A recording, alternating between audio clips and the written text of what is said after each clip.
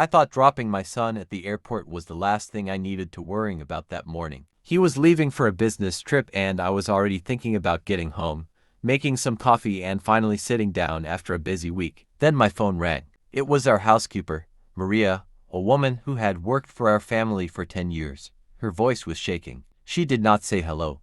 She did not ask where I was. She simply said one sentence that made my blood run cold. Don't go home. Check the cameras first. I pulled my car to the side of the road and opened the security camera app on my phone. What I saw on that screen made me freeze. Someone was inside my house, but the person I saw was not a stranger. And when I realized who it was, I understood that my family had been hiding something from me for much longer than I could have imagined. My name is Daniel, and for most of my life I believed that a peaceful home was something money could buy. I had worked hard for years. I built a small construction company into a successful business and eventually bought a large house in a quiet neighborhood where I thought my family would always be safe. My wife passed away several years earlier, and after that my son Michael became the most important person in my life. He was 32 years old and had recently started working with me in the family business. We did not always agree, but I trusted him. There was also Maria. Maria had worked for our family for 10 years. She cleaned the house, helped with meals, and sometimes looked after things when I was traveling for work. She was not just an employee to me, she had become someone I trusted. That morning Michael was leaving for another city. I drove him to the airport before sunrise. The roads were almost empty and the sky was still dark. Michael sat beside me checking his phone. "Dad, I will call you when I land," he said. "You better," I replied. He laughed. "You worrying too much." Maybe I did, but a father never stops worrying about his child. When we reached the airport, Michael took his suitcase from the trunk. Before closing the door, he looked at me and said something that I still remember. "Take care of yourself while I am gone." I smiled and told him to have a safe flight. He walked through the airport doors and disappeared into the crowd. I watched him for a few seconds and then returned to my car. I thought the hardest part of my morning was over. I was wrong. About 20 minutes after leaving the airport, my phone rang. It was Maria. I answered immediately. "Maria, is everything okay?" For several seconds she said nothing. Then she whispered my name. "Daniel, where are you?" I told her I was driving home. Her voice suddenly became serious. "Don't go home." I thought I had misunderstood her. "What?" She repeated herself. "Don't go home. Please, check the cameras first." My hands tightened around the steering wheel. "Why?" I heard her breathing heavily. "Daniel, I think someone is inside the house." I pulled my car to the side of the road. "What are you talking about?" She told me she had gone to a nearby grocery store that morning. When she returned, she noticed something strange. The back gate was open. She knew she had locked it. Then she noticed something else. The kitchen window was slightly open. Maria had a key to the house, but she did not enter. Instead, she called me. I opened the security camera application on my phone. The first camera showed the front driveway. Nothing. The second camera showed the side entrance. Nothing. Then I opened the camera covering the hallway. My heart stopped. A man was standing inside my house. He was wearing a dark jacket and a baseball cap. He was not moving. He was simply standing there, watching the hallway. I stared at the screen. Then the man slowly turned his head. I could not see his face clearly. I switched to another camera. The kitchen, empty. The living room, empty. Then I switched back to the hallway. The man was gone. I immediately called the police. But before I could explain everything, Maria called again. "Daniel?" I answered. "There is something else you need to know." "What?" She hesitated. "I think he knew about the cameras." I asked her why.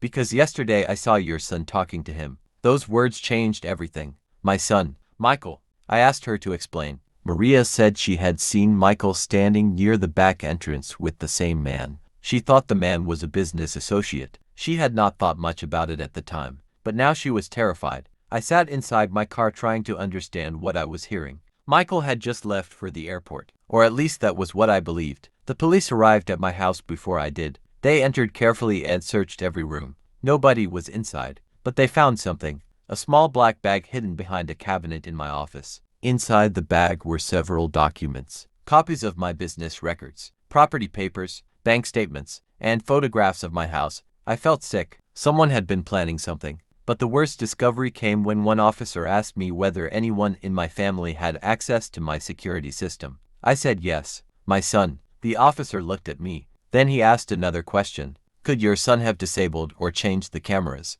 I did not answer immediately. Because I knew the answer. Yes, Michael knew everything about the security system. He knew where the cameras were. He knew the passwords. He knew when I was usually home. And he knew I was leaving for the airport that morning. I called him. No answer. I called again. Still nothing. Then I received a message. Dad, I am boarding now. Everything is fine. I will call you later. I looked at the message again. Something did not feel right. I asked the police to check the airport information. Michael had never boarded the flight. My stomach dropped. He had told me he was boarding, but he was not on the plane. So where was he? For the next hour nobody could answer that question. Then Maria came to the police station. She looked exhausted. She sat across from me and began crying. Daniel, I should have told you earlier. I asked her what she meant. She said that for several weeks she had noticed strange things around the house. Documents had been moved. Drawers were left open. My office door was sometimes unlocked. And one evening she saw Michael arguing with someone near the garage. She had tried to ask him what was happening. He told her it was private. Maria said she wanted to tell me, but Michael warned her not to interfere. That was the moment I realized something. The person I trusted most might have been lying to me. The police asked me to remain calm while they investigated. Then something happened that I will never forget. One of the security officers called me. He said they had recovered deleted footage from the camera system. The footage was from 3 nights earlier. I watched it. Michael entered my office at 11:42 at night. He looked around. Then he opened my desk drawer. He removed a folder. He took pictures of several documents with his phone. Then he called someone. A few minutes later, the same man from the hallway entered the house. They stood together in my office. I could not hear what they were saying, but I could see enough. Michael handed the man a folder. Then the man gave Michael a small envelope. I looked at the screen in disbelief. My own son, inside my own house, taking my documents, giving them to someone I had never seen before. The police began investigating the documents. That was when the real truth started coming out. The papers were connected to one of my largest properties, a piece of land that I had planned to transfer into a trust for my family. Someone had been trying to sell it without my knowledge. The documents contained forged signatures. My signature, but it was not my signature. Someone had been preparing a fraudulent transfer. If the plan had succeeded, I could have lost one of the most valuable assets I owned. And then we discovered something even worse. The man in the house was not acting alone. He had been working with Michael. I refused to believe it. I kept telling myself there had to be another explanation. Maybe Michael was being threatened. Maybe someone had forced him. Maybe he had made a terrible mistake. Then my phone rang. It was Michael. Dad. His voice was quiet. Where are you? He said he was still at the airport. I asked him which airport. Silence. Then I said something that I knew would change everything. Michael, I know you never boarded the plane. Another long silence. Finally, he said, Dad, I can explain. I closed my eyes. Explain what? He began crying. He told me he had borrowed money. A lot of money. He had made investments that failed. Then he borrowed more money to cover the losses. Eventually, the debt became impossible to manage. Someone offered to help him, but the help came with a price. They wanted access to my property records. Michael believed he could use one of my properties as security and repay the money before I discovered anything. But the situation became bigger than he expected.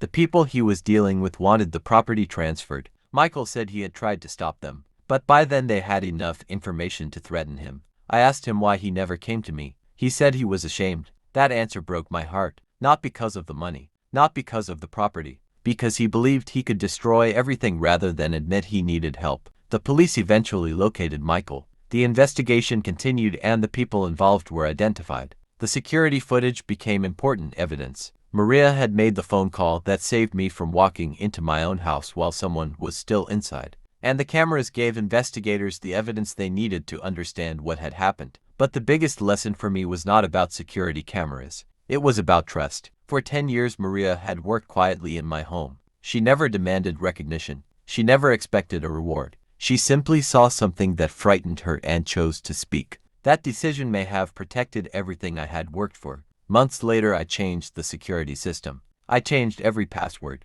I added new locks. I separated important financial documents from the house. But the biggest change was inside me. I stopped assuming that because someone was family, I could never question them. And I stopped assuming that because someone worked for me, their voice mattered less. Sometimes the person you barely notice is the person who sees everything. Maria saw the open gate. She saw the window. She remembered the strange man. She remembered my son. And when she realized something was wrong, she did not wait. She called me. That one phone call changed everything. There was one final thing I never told Michael. When he asked me why I had not immediately cut him out of my life, I told him something my wife once told me. People can make terrible choices. That does not mean we should stop believing that they can change. But forgiveness does not mean forgetting. Trust has to be earned again, and sometimes protecting your family means protecting yourself from the people you love. Years have passed since that morning. I still remember sitting in my car outside the road with my phone in my hand. I remember opening that camera.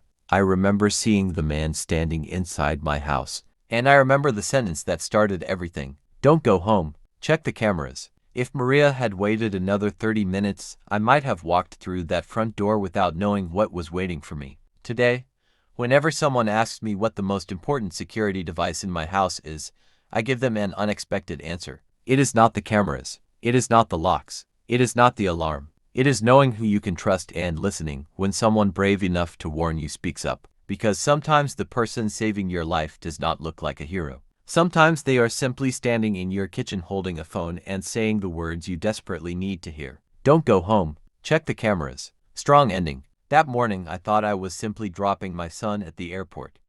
I had no idea I was leaving my home at the exact moment a hidden plan was beginning to unfold. One phone call from a woman who had worked for my family for 10 years exposed a secret that could have cost everything.